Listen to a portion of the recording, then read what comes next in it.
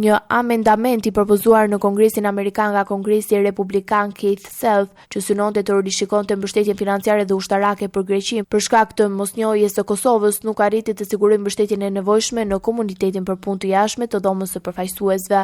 Propozimi parashikon ndërprerjen rreth 1.8 milion dollar të dedikuara në programin trajnimi ushtarak ndërkombëtar për Greqinë, në argumentin se Athina po pengon përparimin e Kosovës drejt integrimit në NATO. Për shkak të qëndrimit të saj për mosnjohjen e pavarësisë, amendamenti u kundërshtua nga përfaqësuesët të dyja partive në Kongres. Kongresistët Gregory Meeks dhe Dina Titus nga Partia Demokratike, si dhe kryetari republikan i komitetit Brian Mest, rekomanduan vot kundër nismës, duke theksuar se çështja e Kosovës nuk duhet të lidhet me programet e bashkëpunimit ushtarak me Greqinë. Sipas tyre, projektligji për ndihmën dhe trajnimin ushtarak për Greqinë gëzon mbështetje dypartjake dhe duhet të trajtohet i ndar nga çështjet politike të Ballkanit. Keith Self argumenton se mosnjohja e Kosovës nga Greqia dhe disa vende të tjera të NATO-s po pengon stabilitetin në Ballkanin Perëndimor dhe procesin e integrimit euro-atlantik të Kosovës. Ai përmendi gjithashtu se 4 shtete të NATO-s ende nuk e njohin Kosovën, duke përfshirë Spanjën, Rumaninë dhe Slovakinë. Sipas tij, mungesa e njohjes nga këto vende përbën një pengesë serioze,